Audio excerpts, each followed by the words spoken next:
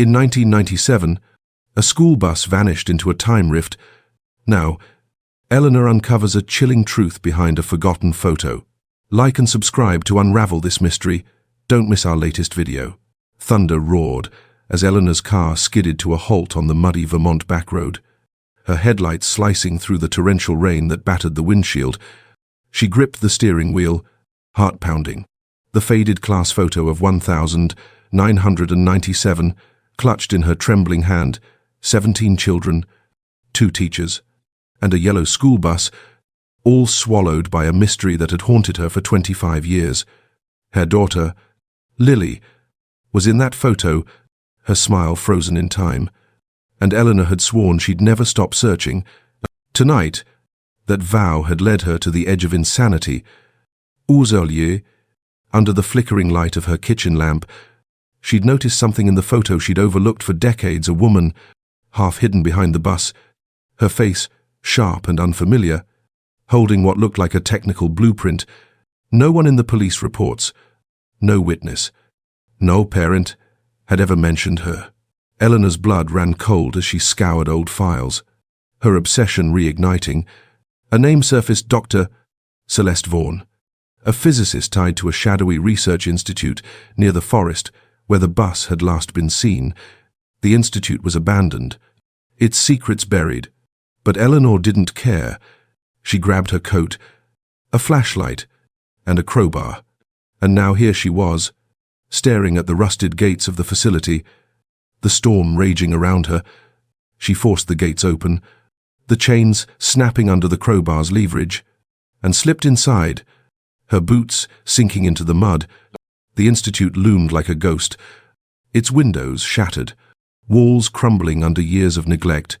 Inside, the air was heavy, thick with the scent of damp concrete and something sharper ozone. Like the aftermath of a lightning strike, her flashlight beam swept across overturned furniture, scattered papers, and walls marked with cryptic symbols. Her pulse quickened as she spotted fresh footprints in the dust, leading to a steel door labeled Lab C-43. Someone was here. She jammed the crowbar into the lock, the metal groaning as it gave way. The door swung open, revealing a cavernous room filled with ancient equipment monitors, cables, and a massive cylindrical device etched with the words Gate 43 Time Shift Trial. Before she could process it, a red laser dot danced across her chest. Drop the crowbar. A voice barked. A man in a tactical vest stepped from the shadows, his pistol aimed at her heart. You're trespassing on restricted grounds.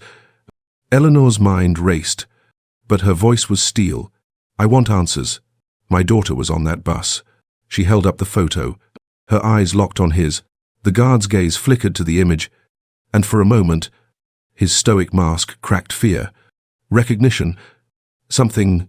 You don't know what you're messing with, he growled, but his radio crackled, cutting him off. Perimeter breach. Lab C-43, a voice shouted. The guard cursed, glancing away, and Eleanor ceased her chants. She dove behind a console, her heart hammering as the room began to hum a low, bone-rattling vibration that seemed to come from the Gate 43 device itself. The guard spun, firing a shot that sparked against the metal wall inches from her head. Come out, or I'll drag you out, he roared.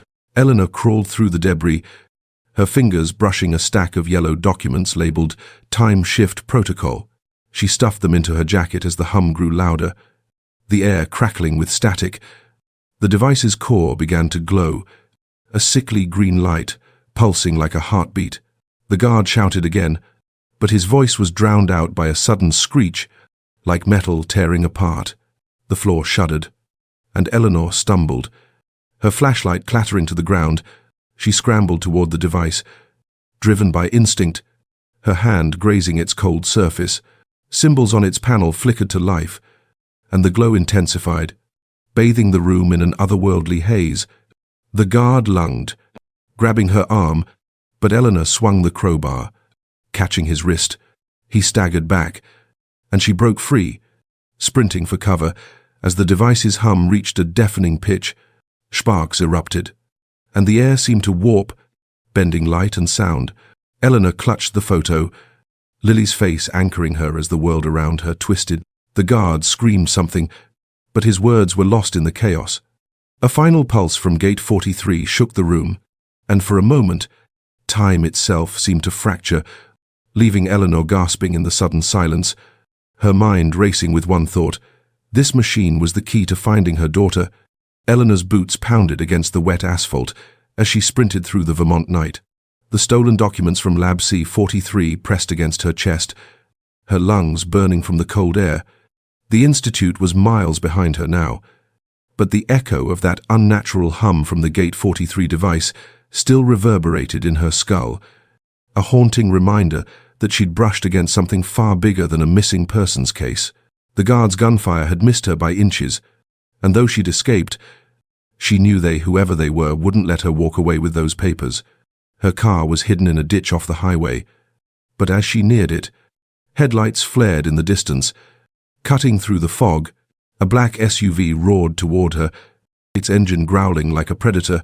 Eleanor dove into the underbrush, thorns tearing at her jacket, and crouched low, her heart hammering as the vehicle screeched to a stop.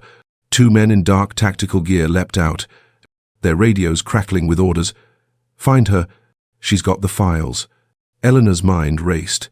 She needed help, and fast. She'd spent 25 years alone in her grief, but this was no longer just about Lily or the bus. Whatever Gate 43 was, it was worth killing for, and she couldn't unravel it solo. By dawn, she was holed up in a rundown motel 20 miles from town. The documents spread across a stained table. The pages were dense with technical jargon, schematics, equations, and references to temporal displacement fields, but one phrase stood out: Test Site Vermont, 1997. Her hands shook as she dialed a number she hadn't called in years. Rachel Kane, a former investigative journalist who'd covered the bus disappearance until threats forced her to back off. Rachel arrived by noon, her sharp eyes scanning the motel room with a mix of skepticism and curiosity. "You're insane." "Eleanor," she said, flipping through the files. "But this is something." Rachel knew people who could help. Within hours, she'd pulled in two others: Marcus, a grizzled ex-cop who'd worked the original case and never forgiven himself for its failure, and Tara, a hacker with a knack for cracking encrypted government databases. The four of them formed an uneasy alliance. Bound by a shared need for answers, Tara set up her laptop, her fingers flying as she dug into Dr. Celeste Vaughan's past. She was no ordinary physicist, Tara said, her screen flashing with redacted files. Vaughan worked for a DARPA-funded project in '97 codename Kronos. It was shut down after an incident in Vermont. Marcus grunted, his jaw tight. "That's no coincidence. The bus vanished the same month." Eleanor's voice was steady despite her exhaustion. "We need to know what Kronos was, and why Vaughan was at that bus." The group agreed to split up Rachel, and Marcus would chase leads on Vaughan's last known associates, while Tara and Eleanor would hack into the Institute's old server network for more data. But their plan unraveled faster than they'd hoped. Tara's laptop pinged with an alert. Her system had been traced. "They're onto us," she hissed, slamming the laptop shut. Seconds later, the motel window shattered, and a smoke grenade hissed into the room, filling it with choking grey clouds. Eleanor grabbed the documents and dove for the door, Rachel yanking her along as Marcus fired his old service pistol into the haze. Tara stumbled behind, clutching her gear. They piled into Marcus's truck, tires screeching as he floored it, the motel fading into the distance as gunfire sparked against the tailgate. "Who the hell are these people?" Rachel shouted, ducking low. Marcus's eyes were fixed on the rearview mirror, where two SUVs were gaining fast. "Private contractors. Maybe. Or worse, government cleanup crew." Eleanor's mind flashed to the guard at the Institute. His fleeting look of fear. These weren't random thugs. They were protecting something. Marcus swerved onto a back road, the truck rattling over uneven ground. But the SUVs stayed close, their headlights blinding. Tara, braced in the back seat, cracked open her laptop, her face pale but focused. "I'm jacking their comms," she said, typing furiously. Static burst from her speakers, followed by a clipped voice. Target has Kronos files. Neutralize and recover. Eleanor's blood ran cold. Neutralize. She clutched the documents tighter, her resolve hardening. They weren't just after her. They wanted to bury the truth about Lily. About all of them. Marcus took a sharp turn. The truck skidding into a dense forest trail, branches scraping the sides. One SUV misjudged the path and crashed into a tree. But the other kept coming, relentless. We can't outrun them, Marcus growled. We fight. He slammed the brakes, and the group spilled out, taking cover behind trees. The SUV stopped, and 4 armed men emerged, their silhouettes menacing in the fog. Marcus fired first, dropping one, but the others returned fire, bullets splintering bark and kicking up dirt. Eleanor, untrained but fueled by desperation, grabbed a tire iron from the truck and flanked the attackers, her breath shallow. She swung hard, catching one in the knee, and he crumpled with a scream. Rachel tackled another, wrestling his gun away. While Tara scrambled to set up a signal jammer, the last attacker charged at Eleanor, his knife glinting, but Marcus tackled him, pinning him to the ground. "Who sent you?" Marcus roared, his fist raised. The man spat blood, but said nothing. Sirens wailed in the distance. Someone had called the cops. "Begot move," Rachel urged, pulling Eleanor toward the truck. They sped off, leaving the attackers battered, but alive. As the forest blurred past, Eleanor stared at the documents, her mind racing. Kronos, Gate 43, and the bus. They were all connected, and someone powerful wanted it to stay buried. The group was battered, hunted, but they were together now, a unit forged in fire. Eleanor's grief had carried her this far, but it was their collective resolve that would carry them forward. They'd find the truth, no matter the cost. The safe house was a crumbling cabin, tucked deep in the Vermont woods, its walls groaning under the weight of decades and secrets. But it was the only place Eleanor and her makeshift team could catch their breath after the ambush in the forest. The air inside was thick with tension. The stolen Kronos documents spread across a warped table, their cryptic diagrams glowing faintly under Tara's laptop screen. Eleanor's hands still shook from the firefight, her knuckles bruised from wielding the tire iron, but her eyes burned with a fire that hadn't dimmed in 25 years, not since Lily and the bus vanished. Rachel paced, her journalist's instincts on edge, while Marcus cleaned his pistol, his face carved with grim resolve. Tara, hunched over her keyboard, broke the silence. "I've got a hit on one of Vaughan's old colleagues, Professor Milton Carver, retired. Lives off-grid about 40 miles north. He was on the Kronos project until 97, then dropped out of sight." Eleanor's pulse quickened. He might know what Gate 43 was. Marcus grunted, holstering his gun, or he's another dead end. Either way, we're sitting ducks here. The distant howl of a siren underscored his point. Their enemies, whoever they were, weren't far behind. By midnight, the group was on the move, Marcus's truck rattling through back roads under a moonless sky. Tara's hacked GPS led them to a secluded valley, where Milton's cabin sat like a forgotten relic, its windows dark, a faint wisp of smoke curling from the chimney. Eleanor clutched the documents, her heart pounding with a mix of hope and dread. This man could hold the key to Lily, to all of them. They approached cautiously, Marcus scanning the perimeter, but the silence was shattered by a shotgun blast that splintered the porch railing inches from Rachel's head. "Get off my land," a gravelly voice bellowed. An old man emerged, his white beard wild, eyes sharp despite his age, the shotgun steady in his hands. Eleanor stepped forward, hands raised. The class photo held like a white flag. "Professor Milton, we're not here to hurt you. My daughter was on the bus that disappeared in 97. We need your help." Milton's gaze flicked to the photo, and something shifted in his expression. Guilt, maybe fear. He lowered the gun, just barely, and gestured them inside.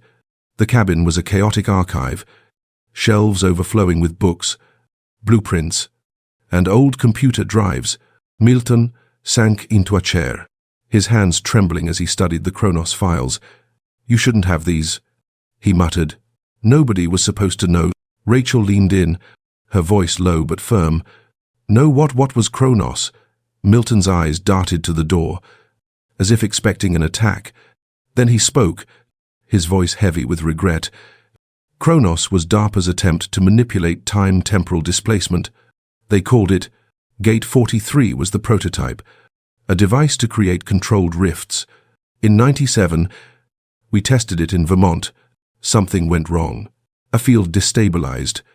And it swallowed things. People, vehicles."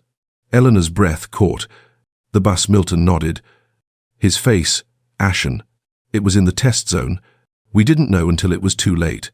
The room spun as Eleanor processed the words. Her daughter, trapped in a rift. Not gone, but lost in time. Marcus clenched his fists. "Why cover it up?" Milton's laugh was bitter. "You think DARPA admits to losing 19 people in a science experiment? They buried it. Vaughn wanted to keep going, but I quit. Couldn't live with the guilt." Tara, still glued to her laptop, interrupted. "There's more. I found a log from the '97 test coordinates for a secondary site in the forest, near a cave system. If the bus is still in the rift, it might be there." Eleanor's resolve hardened. "We need to see that site." Milton shook his head. "The rift's unstable. You'd need to reactivate Gate 43 to access it. And that's suicide."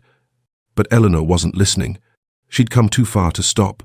Milton, reluctantly, agreed to help, leading them to a hidden basement where he'd salvaged a fragment of the Gate 43 prototype, a suitcase-sized device bristling with wires and dials. "This can simulate the rift's frequency," he said, "but it's untested. One wrong move, and we're all dead." The group set up in the basement, the air crackling with static as Milton powered the device. Tara patched it into her system, her screen flashing with erratic data.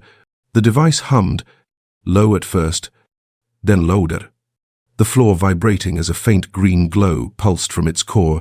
Eleanor's skin prickled, the same ozone scent from the Institute filling the room. "It's working," Milton whispered, but his voice was drowned out by a sudden screech. Like reality tearing apart, the glow flared, and the basement walls seemed to shimmer, distorting like a heat mirage. Tara's laptop sparked. Her scream cut short as the screen went black. "Shut it down," Marcus yelled, but Milton was frozen, his eyes wide with terror. A shockwave erupted, knocking everyone back, papers and tools flying. Eleanor hit the ground hard, her ears ringing, but she crawled toward the device.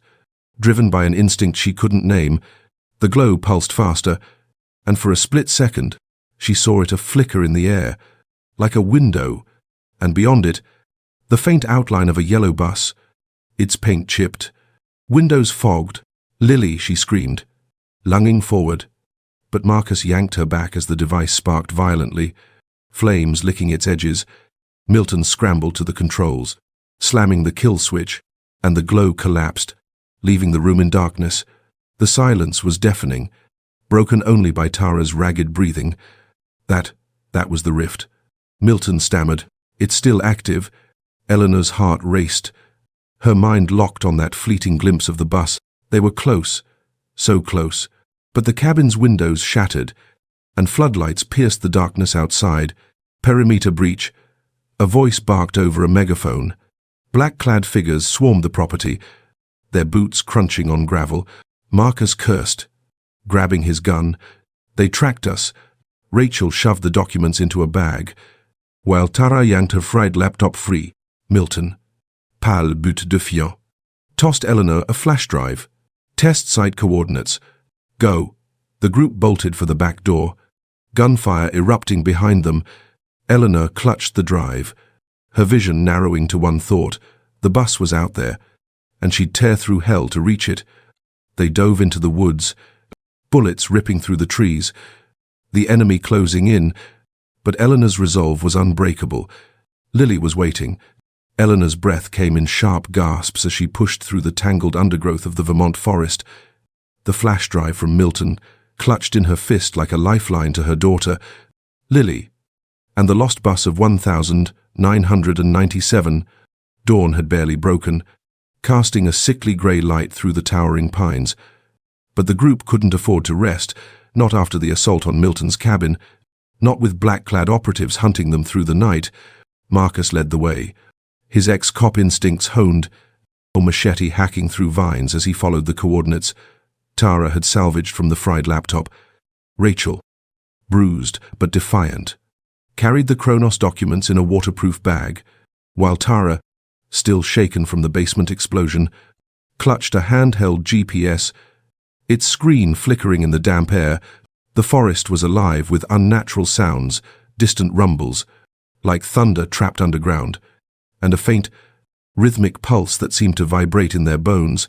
Eleanor's skin prickled, the memory of the rift's green glow haunting her.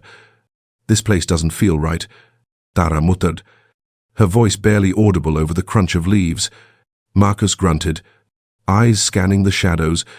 "Keep moving. Those coordinates are all we've got." The terrain grew harsher, roots snaking across the path, mud sucking at their boots.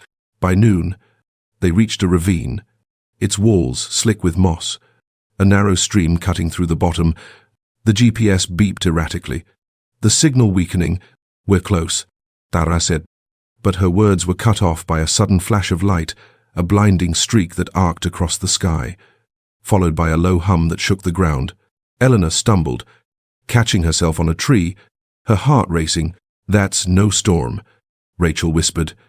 Air journalist's nose, sniffing out danger. Marcus raised a hand, signaling silence, and pointed to a faint trail of bent branches leading toward a ridge. They followed, crouching low, the air growing heavier, charged with static. At the ridge's crest, they saw it a clearing, unnaturally circular, its grass scorched black, as if burned by an unseen force. In the center stood a pile of rusted metal car parts, machinery, fragments of something larger. Eleanor's breath caught as she spotted a yellow shard, its paint chipped but unmistakable. "The bus," she whispered, her voice trembling with hope and dread. Before anyone could respond, a high-pitched whine pierced the air, and the clearing pulsed with light. Like a heartbeat, Tara's GPS sparked and died, its screen cracking. Electromagnetic interference. She hissed, tossing it aside. Marcus drew his pistol, his eyes narrowing. "We're not alone." The words barely left his mouth when a dart whistled past, embedding in a tree inches from Rachel's shoulder. Ambush! Marcus roared, shoving Eleanor behind a boulder as gunfire erupted.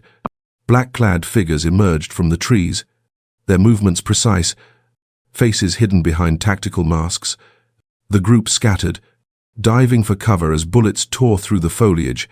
Eleanor's pulse thundered, but she gripped a jagged rock, her mind locked on the bus fragment. She wouldn't let them stop her now.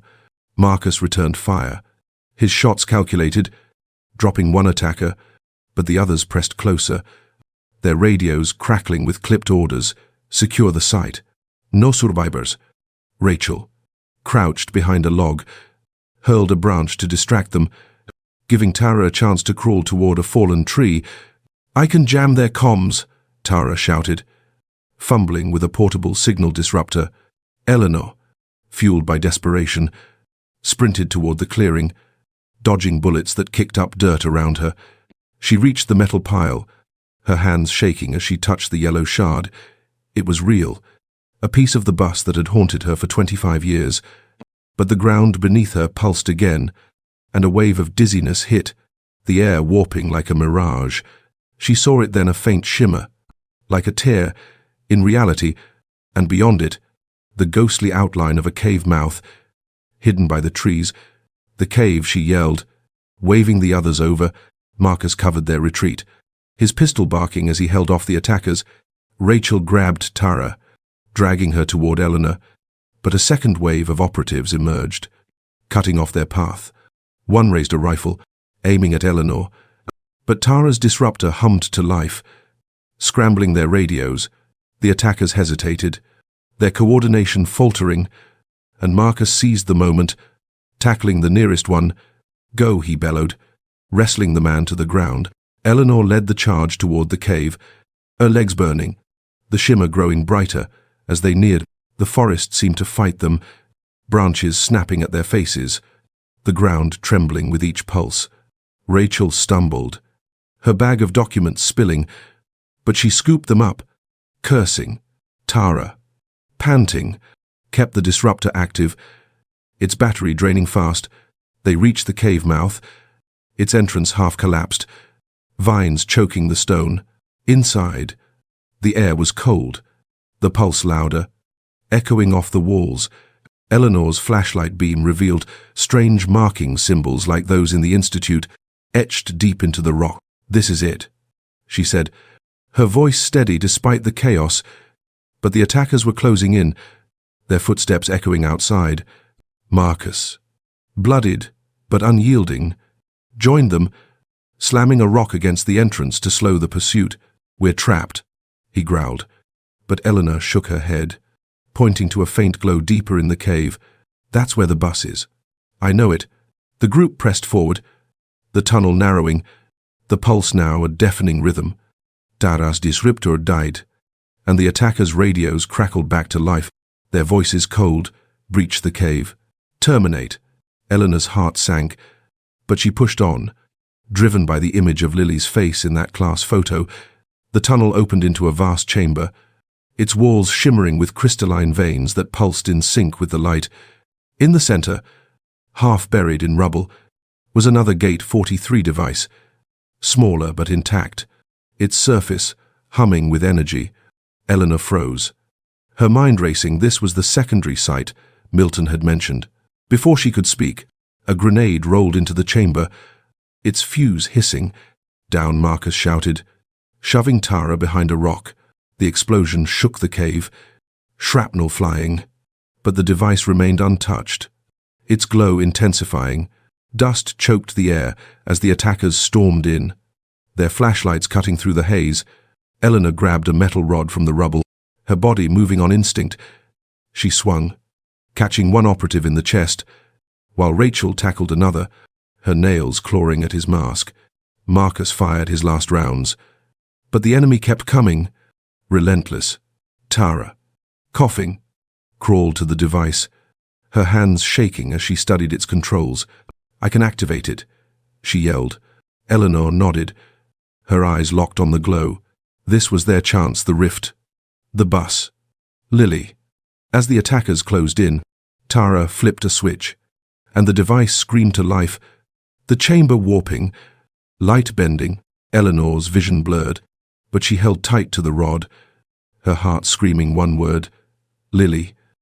The air in the cave chamber crackled with raw energy, the Gate 43 device's green glow pulsing like a dying star, casting jagged shadows across the crystalline walls as Eleanor clutched the metal rod, her heart pounding with the certainty that Lily was close, closer than she'd been in 25 years. The grenade's explosion still rang in her ears, dust and smoke choking the air, but the device stood unscathed, its hum growing louder, more insistent, as if calling to the rift it had once torn open. Tara, sprawled beside it, her hands trembling from the shockwave, worked frantically at the controls, her face lit by the eerie light. Marcus, blood dripping from a gash on his forehead, reloaded his pistol with his last clip, his eyes scanning the chamber's entrance where the black-clad operatives were regrouping, their flashlights slicing through the haze. Rachel, bruised and clutching the Kronos documents, crouched behind a boulder, her breath ragged, but her resolve unbroken. The attackers' radios crackled with cold precision. Breach the chamber, secure the device. Eleanor's mind raced every second, brought the enemy closer, but the bus, the children, were within reach. She stumbled toward Tara, dodging a chunk of falling rock dislodged by the blast, and knelt beside the device, its surface warm, almost alive. "Can you open the rift?" she asked, her voice steady despite the chaos. Tara's eyes flicked to the panel, its dials and switches a maze of forgotten science. "Maybe, but it's unstable. One wrong move, and we're all gone." Marcus fired a shot, the crack echoing as an operative fell at the entrance. "No time to debate," he shouted. "Do it." Or we're dead anyway. Eleanor nodded, her hand brushing the class photo in her pocket, Lily's smile anchoring her. Tara flipped a sequence of switches, and the device's hum deepened, the glow flaring so brightly it burned their retinas. The chamber shook, crystals in the walls vibrating, some shattering into glittering dust. A low wail filled the air, not mechanical, but almost human, and Eleanor's skin crawled as the shimmer in the center of the chamber widened, a tear in reality itself. Through it, she saw the yellow school bus, its frame rusted, windows fogged, half buried in a strange, grey void where light seemed to bend. "It's them," she cried, her voice breaking. Rachel crawled closer, her eyes wide. "How are they still alive?" Tara, sweat beading on her forehead, checked her cracked tablet, synced to the device. The rift, it's a temporal pocket. Time's barely moved for them. They're still in 1997. Hours after the trip, Eleanor's heart lurched. 25 years for her, mere hours for Lily. But the rift was unstable, its edge flickering, sparks arcing across the chamber. The operatives stormed in, their boots pounding, one tossing a flashbang that erupted in a blinding burst. Marcus tackled Eleanor to the ground, shielding her as the shockwave rattled her bones. "Stay down," he growled, firing blindly into the smoke. Rachel scrambled to Tara, helping her stabilize the device. Its hum now, a deafening scream. An operative lunged, his knife glinting, but Eleanor swung her rod, catching him in the jaw. "Istadjarid," and she kicked him back, her body fueled by a mother's desperation. The rift pulsed, and for a moment, Eleanor swore she saw movement inside the bus, a shadow, a small hand against the glass. "Lily," she screamed, lunging toward the shimmer, but Marcus yanked her back as a bullet grazed her arm, blood soaking her sleeve. "You can't go in yet," he roared. Tara shouted over the chaos. "I need to boost the signal, or the rift collapses." She ripped open a panel, exposing wires that sparked with raw power. Rachel, dodging gunfire, grabbed a fallen operative's radio and smashed it, buying them seconds. The attackers were relentless, their leader, a tall figure in a tactical mask, barking orders, "Destroy the device." Eleanor's vision tunneled, her world narrowing to the bus, to the faint outline of children inside. Frozen in time, she crawled to the rubble, digging through debris, and found a metal case buried beneath more Kronos files, and a handwritten log from 1997, its pages brittle but legible. Test failure subjects trapped in temporal fold. Gate 43 offline. Her hands shook as she read. The truth sinking in, they hadn't vanished. They'd been stolen by time itself. Tara's voice cut through, frantic. "I've got it. The rift's stabilizing. But it won't hold long." The device's core glowed white-hot, the chamber quaking as the rift widened, the bus now fully visible, its doors ajar. A faint hum emanating from within. Eleanor stood, ignoring the pain in her arm, and moved toward it. But the leader of the operatives charged, slamming into her. They hit the ground hard, his weight crushing her, his fist raised. She clawed at his mask, tearing it off, revealing a scarred face, eyes cold with purpose. Marcus fired, the bullet clipping the man's shoulder, and he rolled off, retreating into the smoke. "Now," Dara Eleanor screamed. Tara slammed a lever, and the rift roared open, a vortex of light and sound that sucked air from the chamber. The operatives hesitated, some shielding their eyes, others firing wildly. Eleanor scrambled to her feet, her gaze locked on the bus, and saw them 17 children, 2 teachers, their faces pale but alive, staring out as if waking from a dream. Tears streamed down her cheeks, but the rift flickered, its edges collapsing. "It's failing," Tara yelled. Her hands burned from the overheating controls. Marcus grabbed a rifle from a fallen operative, covering them as the attackers regrouped. Rachel, coughing through the dust, shouted, "We have to get them out now." Eleanor nodded. Her decision made, activate it fully. Whatever it takes. Tara's eyes widened. That could destroy the cave. And us. Eleanor's voice was iron. Do it. For them? Tara hesitated, then nodded, rerouting power through a dangerous bypass. The device screamed, sparks flying, and the rift stabilized. The bus now solid, its frame groaning as it bridged 2 times. The operatives charged, their leader rallying them, but Marcus held the line. His shots precise, Eleanor ran toward the rift, her heart screaming Lily's name, but a final explosion rocked the chamber, not from the device, but from a second grenade. The ceiling cracked, rocks tumbling, and Eleanor Dove, shielding Tara as the world collapsed around them. The rift held, the bus tantalizingly close, but the enemy was upon them, and time was running out. Eleanor clutched the log, its words burning in her mind. The children were alive, and she'd risk everything to bring them home. Dust still clung to Eleanor's clothes as she crouched in the back of a stolen van. The Vermont forest a fading blur through the cracked rear window, the weight of the Kronos log and the image of the bus in the rift burning in her mind.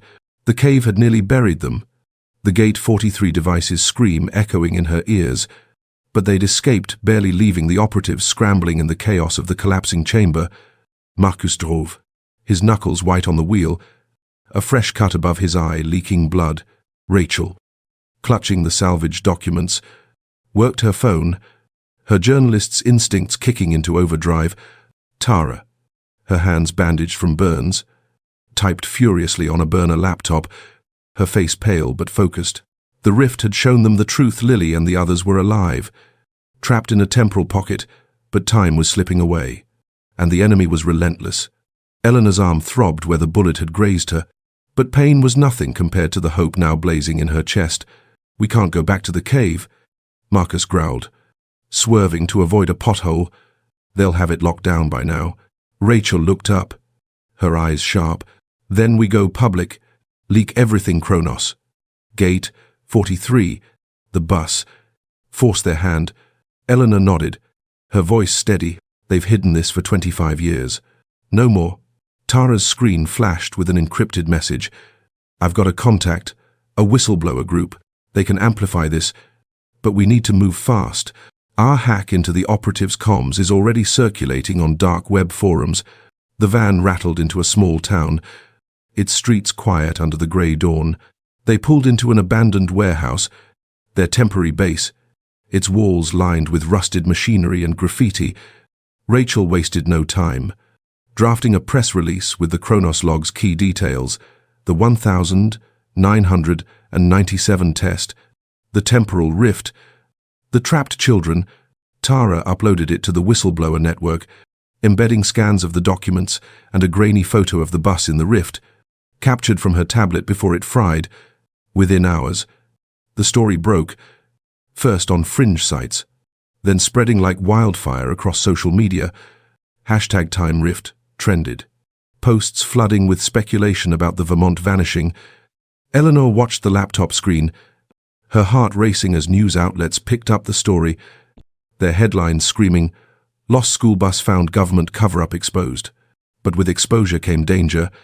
Tara's alerts pinged government servers were tracking their signal. "We've got maybe 12 hours before they pinpoint us," she warned. Marcus checked his ammo, his face grim. "We need allies." Rachel reached out to a local activist group, Vermonters for Truth, known for exposing corruption. By noon, their leader, Clara, a fiery woman with a megaphone and a law degree, met them at the warehouse. "You've stirred a hornet's nest," Clara said, scanning the documents. "We'll rally at the state capitol, demand answers, but your marked DARPA doesn't play nice." Eleanor's resolve hardened. Let them come. Those kids deserve the truth. The rally was set for dusk, but the group's plans were disrupted when Tara intercepted a coded message. A high-ranking DARPA official, General Hollis, was en route to Vermont to contain the situation. Eleanor's blood ran cold. Hollis had signed the Kronos funding papers in '97. He knew everything. Clara's team smuggled the group into Montpelier, blending them into a growing crowd of protesters waving signs, "Free the lost children and end the cover-up." Eleanor, hooded to avoid recognition, felt the crowd's energy, their anger mirroring her own. Rachel slipped into a press van, feeding live updates to a sympathetic reporter, while Tara hacked into the Capitol's security feeds, spotting Hollis's convoy, 3 black SUVs, armed escorts, rolling into a secured lot. "He's here," Tara whispered, her voice tense. Marcus led the group to a maintenance tunnel beneath the Capitol, a risky move to confront Hollis before he could spin the narrative.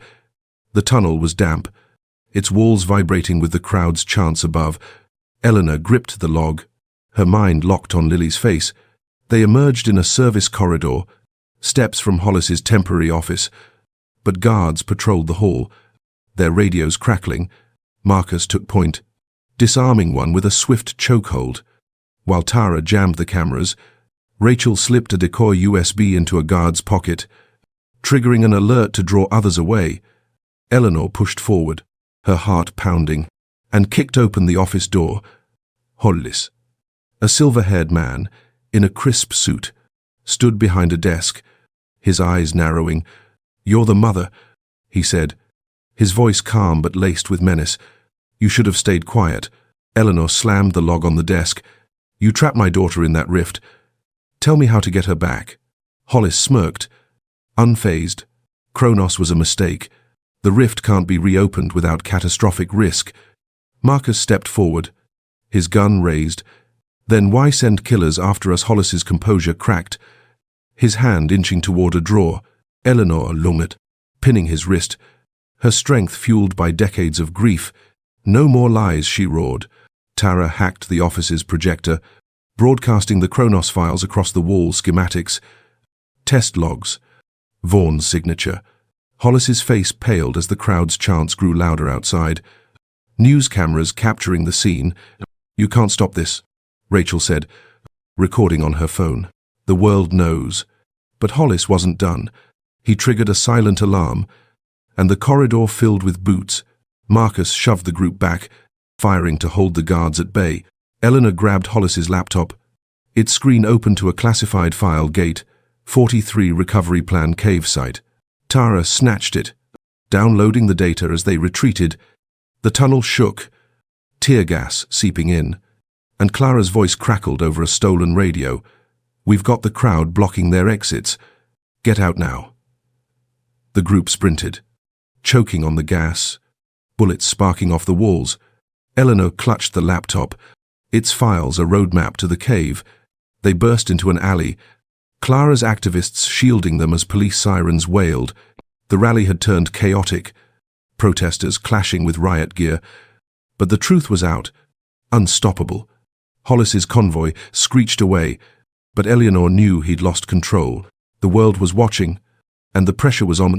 Tara's laptop pinged with new data from the hack, a blueprint for stabilizing Gate 43. "We can save them," she said, her voice shaking with hope. Eleanor nodded, her eyes burning with tears. The fight wasn't over, but they were closer than ever. Lily was waiting, and the world was finally listening. The Vermont night was a shroud of mist and shadow as Eleanor led her battered team back to the cave, the stolen laptop from General Hollis clutched under her arm. Its blueprint for stabilizing Gate 43, their last hope to save Lily, and the others trapped in the temporal rift since 1997. The Capitol rally had bought them time, the world's eyes now on Vermont, but the operatives hunting them were relentless. Their black SUVs spotted, circling the forest's edge. Marcus drove a borrowed pickup, his jaw tight, the weight of their mission etched in his scars. Rachel, her hand still trembling from the tear gas, pored over the laptop's files, deciphering technical jargon. Tara, her burns wrapped in makeshift bandages, synced a portable power cell to her cracked tablet, ready to interface with the cave's Gate 43 device. Eleanor's heart pounded. The class photo in her pocket, a talisman she'd seen Lily through the rift. Alive, and nothing would stop her now. The cave loomed ahead, its entrance sealed by DARPA's cleanup crew, but Clara's activists had sabotaged their perimeter, cutting power to the security drones. Marcus rammed the truck through a barricade, tires screeching, and the group spilled out, flashlights piercing the darkness. The air was thick with ozone, the same eerie pulse from their last encounter vibrating through the stone. They slipped inside, navigating the collapsed tunnel, debris crunching underfoot. The chamber was as they'd left it, crystalline walls pulsing, the Gate 43 device glowing faintly, its surface scarred but intact. Tara knelt beside it, her tablet humming as she uploaded Hollis's blueprint. "This can stabilize the rift," she said, her voice tight, but the power surge could fry the system or us. Eleanor met her gaze, unflinching. "Do it. They've waited long enough." Marcus scouted the entrance, his pistol ready, while Rachel set up a portable camera, streaming live to the whistleblower network. "If we don't make it, the world will know," she said. The device roared to life as Tara flipped the main switch, its hum shaking the chamber, green light flaring until the air itself seemed to burn. The rift tore open, wider than before, the yellow bus now solid, its frame groaning as if pulled from a dream. Through the fogged windows, Eleanor saw them 17 children, 2 teachers, their faces pale, eyes wide, frozen in a moment, 25 years lost. "Lily," she screamed, her voice breaking, but the rift flickered, sparks arcing from the device. "Tara kursed," her tablet sparking, the cores overheating outside. Boots echoed operatives. Closing in, Marcus fired. The crack of his pistol drowned by the device's scream. "They're breaching," he shouted, barricading the entrance with rubble. Rachel dodged a falling crystal, her camera still rolling, capturing the rift's glow. Eleanor ran to the device, helping Tara reroute power, her hands shaking as she followed, barked instructions. The rift stabilized, the bus's doors creaking open, and a teacher stumbled out, dazed, shielding a child. "We're here," she gasped. Her voice, a whisper from 1997. Eleanor's tears fell, but the device wailed, its core glowing white-hot. "It's gonna blow," Tara yelled, slamming a bypass valve. The operatives breached the chamber, gunfire erupting, bullets ricocheting off the walls. Marcus took a hit, blood soaking his shoulder, but he kept firing, holding the line. "Get them out," he roared. Eleanor and Rachel guided the children, their small hands cold, their uniforms pristine, as if no time had passed. Lily was among them, her eyes meeting Eleanor's, a spark of recognition breaking through the haze. "Mom?" she whispered, and Eleanor pulled her close, sobbing, but the rift began to collapse, its edges shrinking. Tara, sweat pouring, fought the controls, her burns blistering under the heat. "I can't hold it," she cried. Marcus, staggering, made a choice. "Keep it open," he growled, shoving past Eleanor. He grabbed a fallen operative's grenade, yanked the pin, and sprinted toward the attackers, drawing their fire. "Go!" he shouted, hurling the grenade. The explosion rocked the chamber, sealing the entrance in a cascade of rock, buying them seconds. Marcus collapsed, blood pooling, his eyes fixed on Eleanor.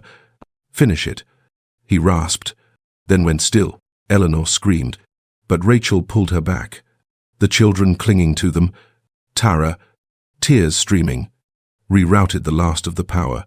Her hands charred, the rift held, and the remaining children stumbled out, the teachers guiding them, their voices hoarse with disbelief. The device screeched, its core fracturing, and Tara dove away as it sparked violently. The rift snapping shut with a deafening crack. The chamber went dark, the hum gone, only the sound of sobbing children and Eleanor's ragged breaths. Lily clung to her, alive, real, her small frame trembling. Rachel, coughing through the dust, checked the camera still streaming, the world watching their triumph and loss. The children were safe, 19 souls pulled from time, but Marcus's sacrifice hung heavy, his blood staining the stone. Eleanor held Lily, her heart torn between joy and grief. As Rachel scanned the laptop, confirming the device was dead, its power spent, outside, Clara's voice crackled over a salvaged radio. The feds are pulling back. The stream worked, they can't touch you now. Eleanor looked at the children, their faces a mix of fear and wonder, and felt a flicker of hope. They'd done it against all odds.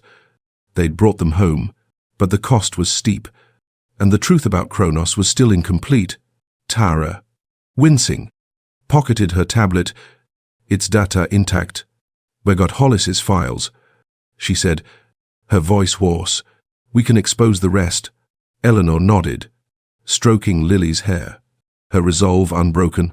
Marcus had given everything, and she'd honor him by finishing this fight. The chamber. The Vermont dawn broke in hues of gold and crimson, casting a soft glow over the makeshift camp outside the cave, where emergency lights flickered and the air buzzed with the chaos of triumph and loss. Eleanor knelt in the damp grass, her arms wrapped around Lily, her daughter's small frame trembling against her. The class photo from 1997, now a relic of a miracle, 17 children and 2 teachers, pulled from a temporal rift, alive after 25 years. Lily's eyes, wide with confusion, searched Eleanor's face, her voice a whisper from a world untouched by time.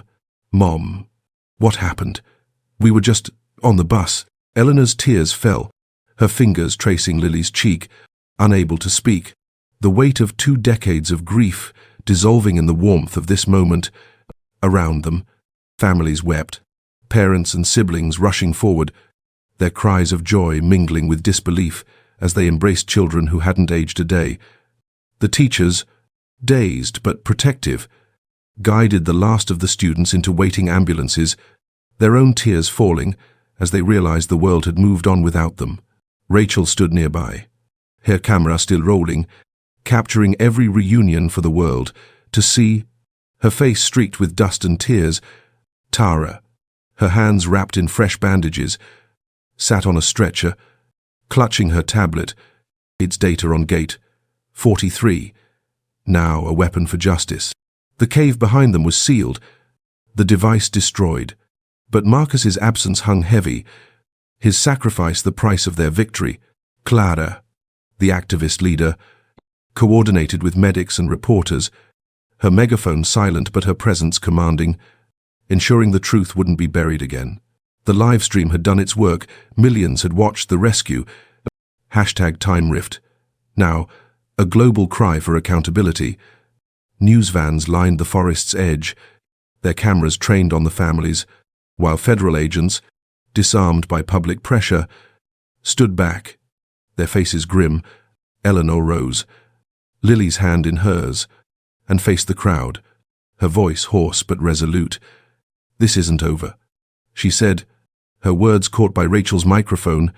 "They hid the truth for 25 years. We lost someone today, Marcus, to bring these kids home. We demand answers." The crowd roared, parents echoing her call, their grief for lost time fueling their anger. Clara stepped forward, holding up a printed copy of the Kronos log. "We have proof," she declared. "DARPA, General Hollis, Dr. Vaughn, they knew about the rift. They let these families suffer. No more cover-ups."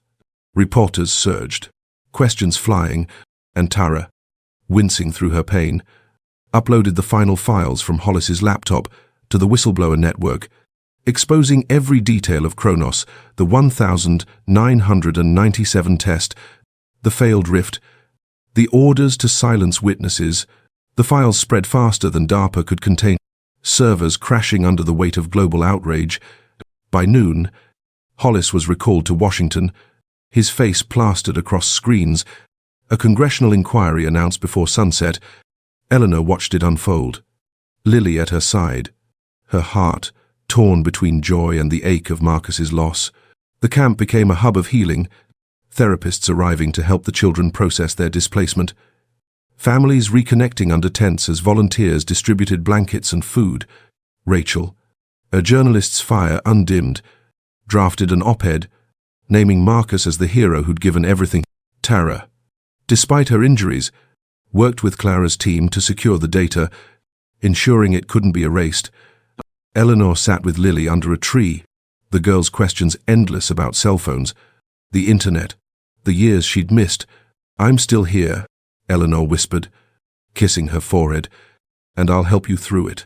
The other parents nodded, their eyes meeting hers, a silent pact to rebuild together. Os Neitfell, a vigil formed, candles flickering for Marcus, his name chanted by strangers who'd seen the stream. Clara organized a press conference, and Eleanor spoke, her voice steady, Lily clinging to her. "We fought for our children, for the truth. Marcus died for it. Let his sacrifice mean something." The crowd applauded, tears falling, and Rachel's footage cut to a montage of the rescue, Marcus's final stand immortalized. The government, cornered, declassified parts of Kronos, admitting the rift's existence. Though Hollis and others faced no immediate charges, it wasn't enough, but it was a start. Tara's data revealed Vaughn's death in 2000, a loose end tied. But the fight for full accountability continued. Eleanor took Lily home, their small Vermont house unchanged, a time capsule of her own. She hung the class photo on the wall, no longer a symbol of loss, but of victory. The children adapted, some faster than others, their families leaning on each other, therapy sessions bridging the gap of 25 years. Rachel's article went viral, earning her a Pulitzer nomination, while Tara, recovering, became a tech consultant for the Inquiry, her burns a badge of courage. Laraz Group grew, their advocacy forcing new laws on government transparency. Eleanor, now a reluctant spokesperson, testified before Congress, her words carrying Marcus's memory, demanding justice for every family torn by Kronos. Months later, a memorial rose near the cave, Marcus's name carved in stone. Surrounded by 19 stars for the rescued, Eleanor visited with Lily, laying flowers, her heart lighter but never whole. "He'd be proud," Lily said, her voice stronger now, a teenager in a child's body, learning to navigate her new world. Eleanor smiled, tears falling, and hugged her tight. The truth was out. The children home, and though scars remained, healing had begun. The world had changed, awakened by their fight, and Eleanor knew, as she held her daughter, that they'd won more than a rescue. They'd reclaimed hope. For Marcus, for Lily, for all of them. In 1997, a bus vanished. Trapped in time, Eleanor's relentless search uncovered a rift, reuniting families after 25 years. Thank you for listening. Like, share, and subscribe to catch our latest videos. Hit the bell to never miss a story.